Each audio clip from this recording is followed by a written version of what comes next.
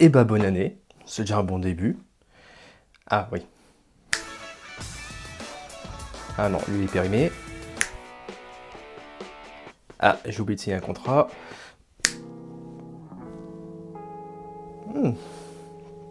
Pourquoi pas? Allez, c'est parti. Ça fait un moment que je vous parle de Citroën. Et cette marque est incroyable, mais il fallait que je vous parle d'une voiture en particulier. Aujourd'hui, il faut que je vous parle de la Citroën SM.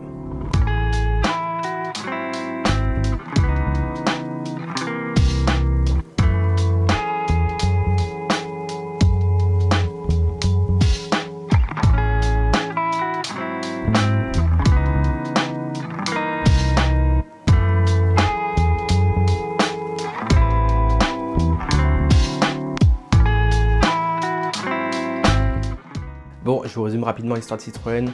Citroën en 1934 fait faillite, c'est repris par Michelin qui vont redonner une santé financière, ils vont sortir des bangers comme la 2 chevaux, la Ami qui était atypique avec sa gueule qui ressemble à rien d'autre qu'une Citroën. Mais avant de parler de la SM, il faut que je vous parle d'une légende, d'une icône, la DS.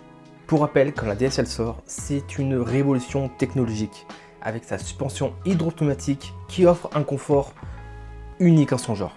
À un tel point que le brevet sera revendu à Mercedes et à Rolls-Royce. Et parmi les innovations, la DS apportera aussi le freinage hydraulique. Alors, ce qui est assez drôle, c'est que sur les premières DS, on peut voir ce qu'on appelle un champignon de frein. Et d'après ce que j'ai pu comprendre, c'est un petit peu particulier à doser.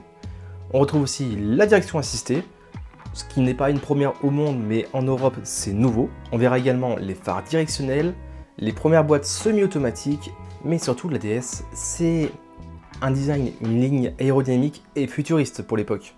Pour ce qui est du moteur, la DS reprend les blocs de la traction, même s'ils sont un petit peu plus améliorés et un peu plus dans l'air du temps. La DS reste reconnue pour son style, son confort et sa sécurité. La preuve en août 1962. Avec l'attentat du Petit Clamart. Le général de Gaulle, sa femme, son gendre et le chauffeur tombent dans une embuscade. Pas moins de 187 balles sont tirées, dont 14 touchent la DS, certaines au niveau de la tête. Malgré 2 pneus crevés, le chauffeur parvient à conduire tout le monde à l'aéroport, grâce en outre à la suspension hydropneumatique. Les constructeurs automobiles utilisent souvent la compétition pour mettre en avant leur modèle. Mais quand le président de la République survit dans ta voiture, je pense qu'en termes de pub, tu peux difficilement faire mieux. Citroën, Creative Technology. La DS est rapidement devenue un symbole des années 60 à 70, surtout dans une période qui est la période des 30 Glorieuses. Au final, la DS sera vendue à plus de 1 455 000 exemplaires dans le monde. Cependant, la DS n'est pas parfaite non plus, avec son moteur un petit peu vieillot et une certaine fiabilité critiquée. C'est là qu'entre en scène Sa Majesté.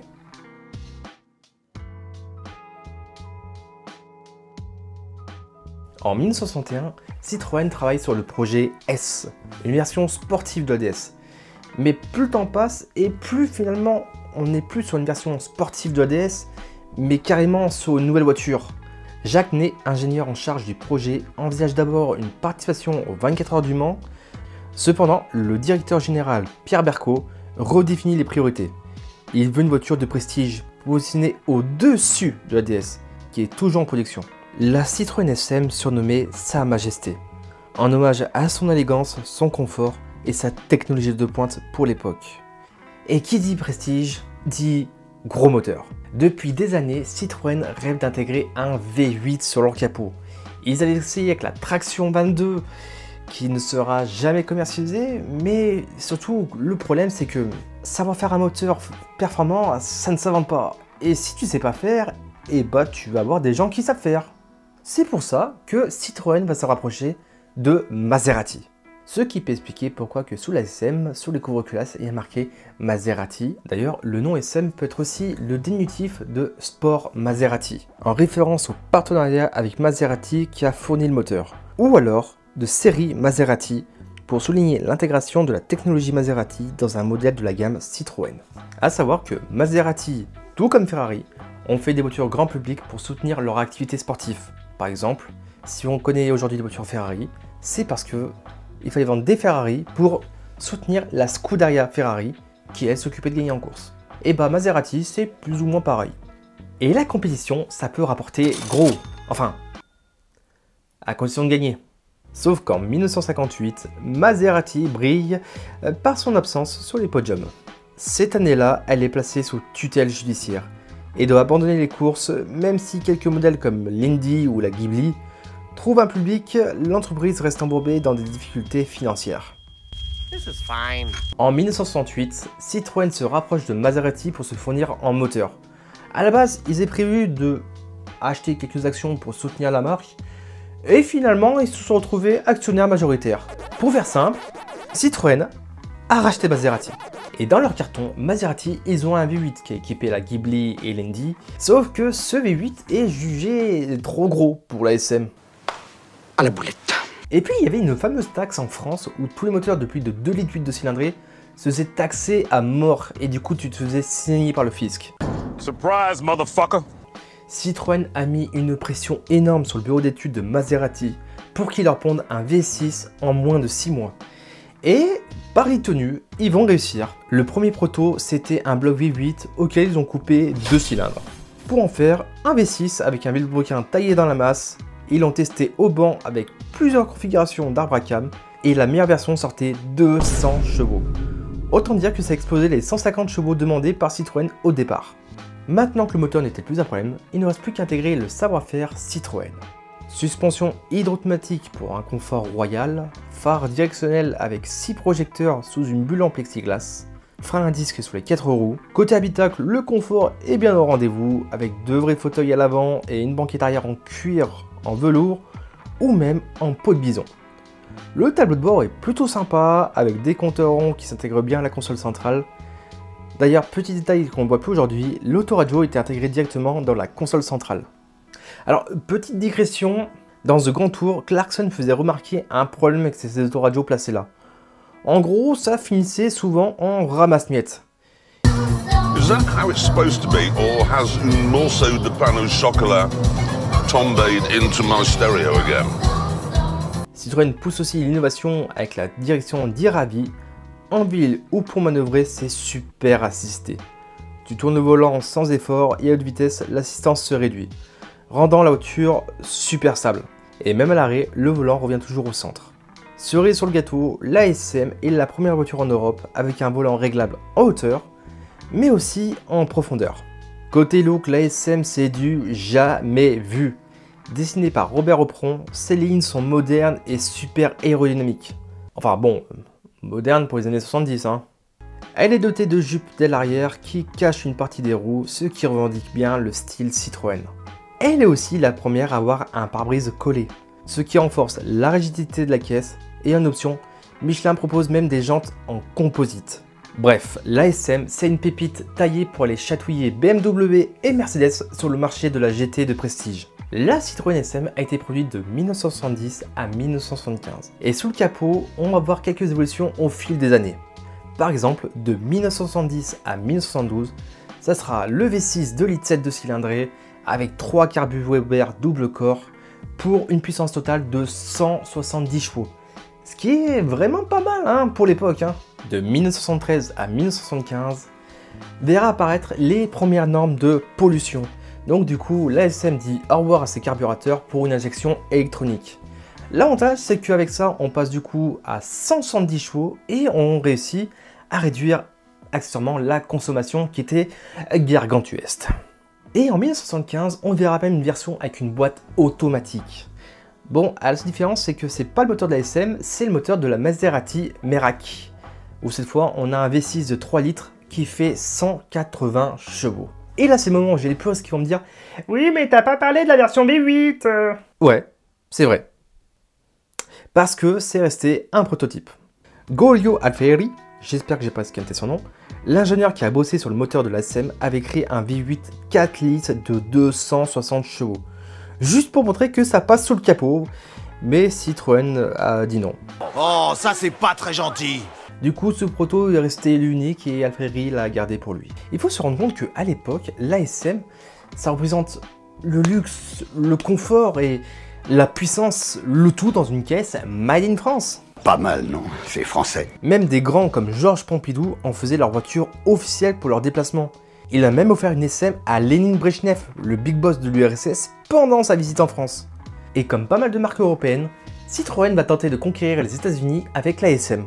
Et pour donner un peu de perspective, regardez la Volkswagen Coccinelle. Dans les années 60, environ 40% à 50% des coccinelles produits étaient vendus aux États-Unis.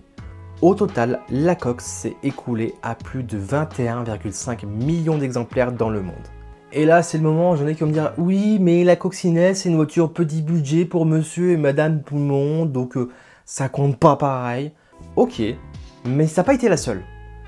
Laissez-moi vous parler aussi de la Mercedes 300 SL. Une vraie bagnole de course, mais avec des plaques d'immatriculation, du confort et une carrosserie qui fait baver. Niveau prestige, la SL ne joue pas dans le même cours. La 300 SL, c'est 3258 exemplaires produits, dont 1400 en version coupée Goldwing. Et devinez quoi? 80% de ces modèles sont partis directement aux États-Unis. Bon, ok, c'est rien à côté des chiffres de la Coccinelle, mais pour un build comme ça, c'est un vrai carton. D'ailleurs, sa petite sœur, la 190 SL, avec 105 chevaux, a été vendue plus de 25 000 exemplaires, dont environ 10 000 aux États-Unis. Franchement, c'est pas mal.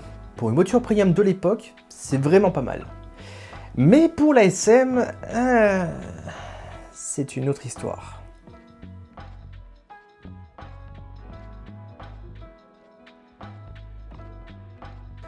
Alors, si la SM a connu ses heures de gloire de 1970 à 1973, avec 868 modèles produits entre octobre 1970 à fin 1970, ce qui est plutôt pas mal pour une bagnole qui coûte pas loin de 46 000 francs. 1971 restera sa meilleure année, avec 4 988 modèles produits. En 1972, 4036 exemplaires, dont 1250 vendus aux États-Unis. Petite anecdote, d'ailleurs cette année-là, l'ASM remportera le prix de la meilleure voiture de l'année par le magazine Motor Trend, ce qui est une première pour une voiture importée d'ailleurs. En 1973, 2619 exemplaires, dont 1150 pour les États-Unis. Et là, vous pouvez peut-être remarquer un truc qui cloche.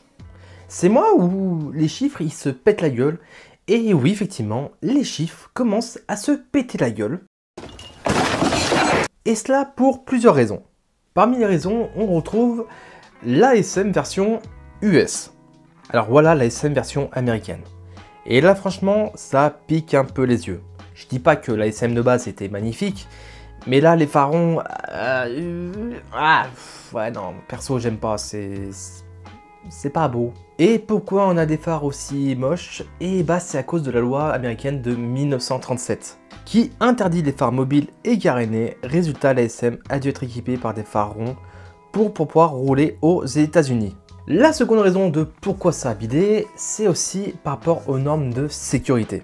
En 1970, les normes sur les cellules de déformation deviennent de plus en plus strictes. Pour rappel, une cellule de déformation, ça va faire en sorte que quand tu vas te cracher dans un platane, c'est la voiture qui va se déformer pour absorber le choc, histoire que toi qui es à l'intérieur, tu restes plus ou moins indemne. Et ça marche aussi dans le cas où c'est toi qui viens percuter un piéton. Quand tu viens percuter un piéton, la voiture se déforme de sorte de amortir au maximum le choc pour le piéton, histoire de ne pas le tuer sur le vif.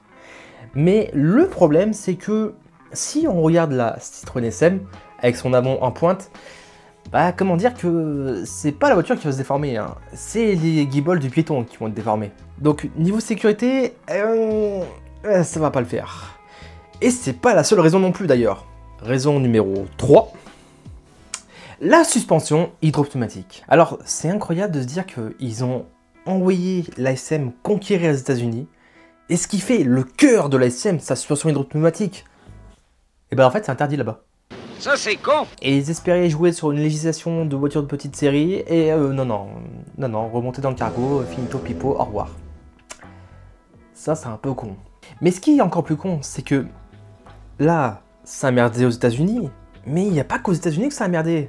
Même sur le vieux continent, ça a chié dans la colle. Si on reprend la DS avec ses organes en hydraulique, que ce soit la suspension, les freins, les phares directionnels, il suffit que tu aies une fuite et ça y est, il n'y a plus rien qui marche. Mais le moteur, ça allait, parce que le moteur était aussi sophistiqué qu'un moulin à café. Mais avec la SM, par contre, en plus d'avoir des problèmes avec l'hydraulique, il y a aussi des problèmes avec le moteur. Et attention, hein, pas des petits problèmes. Hein. Enfin, d'un côté, hein, je veux pas faire cliché, hein, mais mécanique italienne... Oh oui, oh, clair, oh. Mais là où c'est vraiment con pour Citroën, c'est que le réseau Citroën, tous les garagistes, n'étaient pas formés à réparer une Citroën SM. Les mecs, pour rappel, ils réparent de la 2 chevaux et de la Mi 8. Et un peu de DS. C'est comme si je venais dans un centre auto et je te dis bonjour, vous pouvez me changer les coussinets de bielle sur ma Chiron? Bah, je pense que les mecs, ils te rigolent au nez et puis te souhaitent une bonne journée.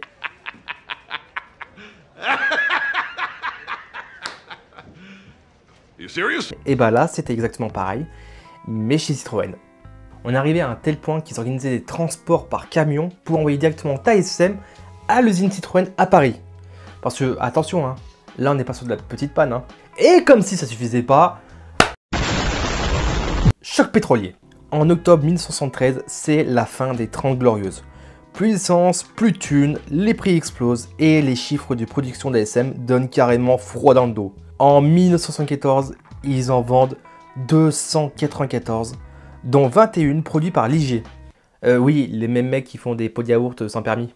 En 1975, c'est la Bérésina. Ils produisent 115 exemplaires, dont une seule fabriquée dans l'usine Citroën au quai de Javel à Paris. Les 114 autres, c'est Ligier qui s'en occupait. Et le coup de grâce, c'est l'inflation. Au début, la SM se vendait pas loin de 46 000 francs. Mais avec l'inflation post-choc pétrolier, son prix a grimpé à presque 100 000 francs. Combien? Et là, soyons clairs.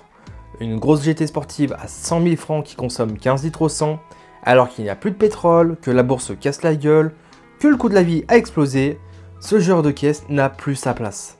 Et ceux qui vont faire les frais, c'est Maserati, qui est laissé à l'abandon par Citroën en mai 1975, avant d'être revendu à Alejandro Dedo Masso l'année suivante, en 1976. J'ai encore sucé un prénom italien. Mais pour Citroën, c'est pas non plus trop la fête, hein. Et c'est pas de la faute que de la SM d'ailleurs. En parallèle, Citroën ont tenté de se diversifier. Bon, avec le recul, je dirais plus qu'ils se sont éparpillés. Déjà avec de nouvelles technologies, comme le fameux moteur rotatif, qu'on a pu voir dans la GS Birotor ou la M35. Sauf que, spoiler alert, NSU ont aussi tenté l'aventure du rotatif, et sauf qu'NSU s'est pété la gueule, ça n'existe plus aujourd'hui. Mais Citroën ne s'est pas arrêté là, ils ont aussi fait des camions. Bon, encore des camions, pourquoi pas. Mais ils ont aussi fait un hélicoptère à moteur rotatif. Le RE2. Alors là, soyons clairs, déjà que le rotatif dans une voiture, c'est pas terrible, mais faire un moteur rotatif pour le mettre dans un hélicoptère et prendre de l'altitude, je sais pas si les mecs sont suicidaires ou un petit peu trop ambitieux avec un soupçon de connerie. Je sais pas, abonnez-vous, ça part de rapport, mais c'est pas grave. Et le pire, c'est que cette situation, eh ben, on aurait pu la voir venir. Vous vous souvenez quand je vous ai dit que André Citroën, quand il sort l'attraction, c'est une révolution, la boîte était déjà dans la merde. Et bah Michelin, quand ils ont repris Citroën, et bah ils viennent faire exactement la même connerie. L'ASM sort en 1970, Citroën était déjà dans la merde en 1968. Finalement, en 1976, Citroën sera revendu à Peugeot, une vente forcément poussée par l'État français qui donnera naissance au groupe PSA. Pour ce qui est de la SM, elle verra plusieurs déclinaisons comme des versions présidentielles, dont je vous ai déjà parlé précédemment, des cabriolets et même une SM plateau réalisée par Pierre Tissier, qui était une commande pour Christian de Léotard. Et oui, je vous ai déjà parlé de lui dans une précédente vidéo.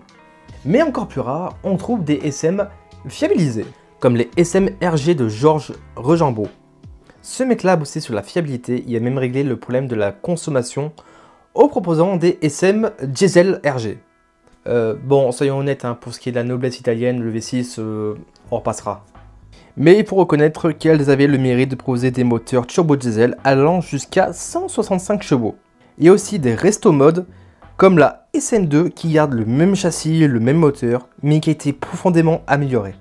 Et là, c'est vrai que quand tu regardes sous le capot, ça fait un peu plus rêver. Ah, Luca! Bueno?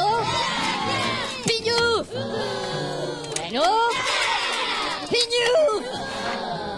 Bueno. Pignou. Et surtout que c'est bien plus fiable sur de nombreux points. Et pour finir, on n'oublie pas qu'en 2024, Citroën a présenté la SM Tribute, un concept hommage pour célébrer les 10 ans de la marque DS Automobile. Malgré tout, même si sa carrière a été rude entre son échec aux États-Unis, ses problèmes de fiabilité et le choc pétrolier, la SM reste une voiture incroyable, un mythe. C'est juste que c'était la voiture, mais pas le bon moment.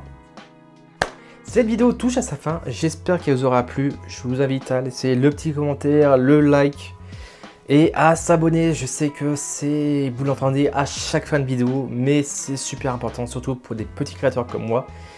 Si on veut prendre un petit peu de volume et investir un peu plus de matos, je sais qu'il me manque une lumière là. Je sais que ça fait de l'ombre là et ça me pète les couilles. Donc justement, abonnez-vous, partagez la vidéo, comme ça je pourrai m'acheter de l'éclairage avec ma YouTube monnaie. Allez, c'était Deal des casseurs et puis je vous dis à la prochaine pour une nouvelle vidéo. Ciao tout le monde.